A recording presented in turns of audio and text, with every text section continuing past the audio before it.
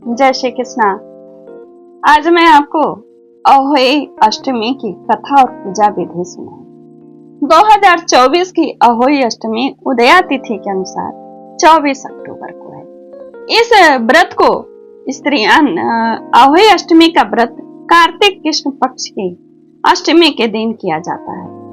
पुत्रवती महिलाओं के लिए यह व्रत अत्यंत महत्वपूर्ण है। माताएं अहोई अष्टमी का व्रत दिन भर निर्जला उपवास रखती हैं और सायंकाल तारे दिखाई देने के समय अहोई माता का पूजन किया जाता है और तारों को करवा से अर्घ्य भी दिया जाता है।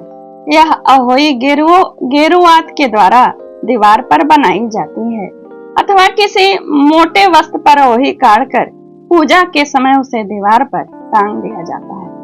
अहोई अष्टमी का व्रत महिलाएं अपने संतान की रक्षा और दीर्घ आयु के लिए रखती हैं। अब इसका पूजन विधि सुनिए और दो कथा भी सुनिए अहोई अष्टमी की, ठीक है। पहले पूजन विधि सुन लीजिए और पूजन विधि सुनने के पहले फिर मैं यही कहूंगी, जो आपके कुल परंपरा में होता है वही करिएगा, सहजता, सरलता, प्रसन्नता से, ठीक है। और इसमें से जो ग्रहण करने योग्य हो लीजिएगा। कथा तो ग्रहण करने योग्य है ही है, लेकिन विधि जो ग्रहण करने योग्य हो वह ग्रहण करें। अहोई अष्टमी व्रत के दिन प्रातः उठकर स्नान करें और पूजा पाठ करके अपने संतान की दीर्घायु एवं सुखमय जीवन हेतु कामना करते हुए मैं कहिए कि मैं अहोई माता का व्रत कर रही हूँ, ऐसा संकल्प करें। अहोई माता मेरे संतान को दीर्घायु, स्वस्थ एवं सुखी रखें और माता पार्वती की पूजा करें। अहोई माता की पूजा के लिए गेरू से दीवार पर अहोई माता का चित्र बनाइए, साथ ही सेह और उसके 7 पुत्रों का भी चित्र बनाइए। संध्या काल में इन चित्रों की पूजा करें। अहोई पूजा में एक अन्य विधान यह भी है कि चांदी की अहोई बनाई जाती है, जिसे सेह स्याहू कहते हैं। इस सेह की पूजा रोली, अक्षत, दूध व भात से की जाती है। पूजा चाहे आप जिस विधि से करें, लेकिन दोनों में ही पूजा के लिए एक कलश में जल भरकर जरूर रखें। ये ग्रहण करने योग्य है। पूजा के बाद अहोई माता की कथा सुने और सुनाएं और पूजा के पश्चात सासू माँ के पैर छुएं और उनका आशीर्वाद प्राप्त करें। तारों की पूजा करें और जल चढ़ाएं तथा इसके पश्चात व्रती अन्न और जल ग्रहण करें, क्योंकि यह निर्जला व्रत होता है। आइए अहोई अष्टमी व्रत की 2 कथाएं जो प्रचलित है वह मैं आपको सुनाती हूँ। प्रथम कथा, प्राचीन काल में किसी नगर में एक साहूकार रहता था। उसके 7 लड़के थे।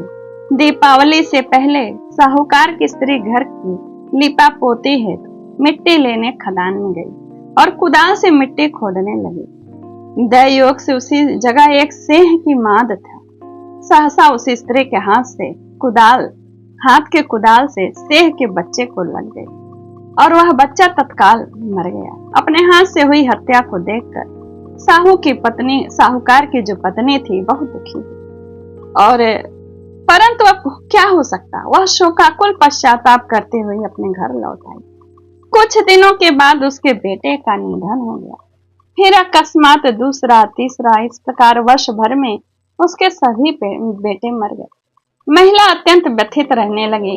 एक दिन उसने अपने आस पड़ोस की महिलाओं को विलाप करते हुए बताया, उसने जानबूझकर कभी कोई पाप नहीं किया। हाँ, एक बार खदान में मिट्टी खोदते हुए अनजाने में उसे एक सेह के बच्चे की हत्या अवश्य हुई और तत्पश्चात मेरे 7 बेटों की मृत्यु हो गई। यह सुनकर पास पड़ोस की वृद्ध औरतों ने साहूकार की पत्नी को दिलासा देते हुए कहा, यह बात बताकर तुमने जो पश्चाताप किया उससे तुम्हारा आधा पाप नष्ट हो गया। तुम उसी अष्टमी को भगवती माता की शरण लेकर सेह और सेह के बच्चों का चित्र बनाकर उनकी आराधना करो, क्षमा याचना करो। ईश्वर की कृपा से तुम्हारा पाप धुल जाएगा। साहूकार की पत्नी ने वृद्ध महिलाओं की बात मानकर कार्तिक मास के कृष्ण पक्ष की अष्टमी को उपवास व पूजा याचना की। वह हर वर्ष नियमित रूप से ऐसा करने लगी। बाद में उसे 7 पुत्र रत्नों की प्राप्ति हुई। तभी से अहोई व्रत की परंपरा प्रचलित हुई। इसकी दूसरी कथा ये सुनिए। प्राचीन काल में दतिया नगर में चंद्रभान नाम का एक आदमी रहता था। उसकी बहुत से संतानें थीं, परंतु उसकी संतानें अल्प आयु में ही अकाल मृत्यु को प्राप्त होने लगी थी। अपने बच्चों की अकाल मृत्यु से पति पत्नी दुखी रहने लगे।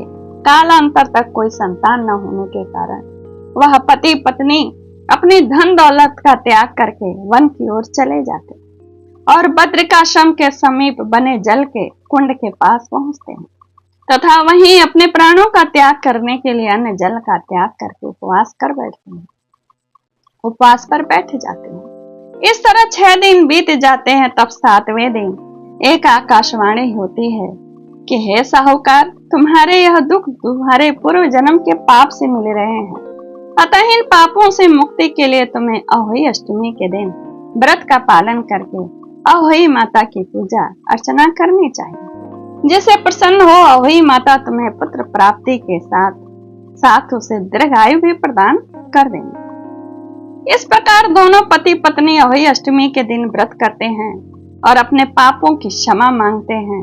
अहोई मां प्रसन्न होकर उन्हें संतान की दीर्घायु का वरदान देती है। और इस तरह यह कथा मैंने आपको सुनाई। इसमें बताया गया है कि माताओं द्वारा जब अपनी संतान की इष्ट कामना के लिए अहोई माता का व्रत रखा जाता है, सायंकाल अहोई माता की पूजा की जाती है, तो निश्चित रूप से इसका शुभ फल उनको मिलता है। संतान चाहे पुत्र हो या पुत्री, उसको भी निष्कंटक जीवन का सुख मिलता है। यहाँ पर उद्यापन विधि भी बताई गई है, परंतु आपके यहाँ जैसा होता वैसा करिएगा। कहते हैं इसमें लिखा है, बताया गया है कि जिस स्त्री का पुत्र न हो अथवा उसके पुत्र का विवाह हुआ हो, उसे उद्यापन अवश्य करना चाहिए। इसके लिए एक थाल में 7 जगह 4-4 पुड़ियां एवं हलवा रखना चाहिए। इसके साथ ही पीत वर्ण की पोशाक यानी साड़ी, ब्लाउज एवं रुपये आदि रखकर श्रद्धा पूर्वक अपनी सास को उपहार स्वरूप देना चाहिए। उसकी सास को चाहिए कि वस्त्र आदि को अपने पास रखकर शेष सामग्री हलवा पूरी आदि को अपने पास पड़ोस में वितरित कर दे। यदि कोई कन्या हो तो उसके यहाँ भेज दे। इस तरह मैंने पूजा विधि, 2 कथा और उद्यापन विधि तीनों आपको बताया। कैसा लगा बताइएगा। नमस्कार, जय श्री कृष्णा। मुझे प्रमाणित मिलता है तभी मैं कथाएं व्रत उपवास का अपलोड करती हूँ वीडियो, ऐसे नहीं। नमस्कार, जय श्री कृष्णा।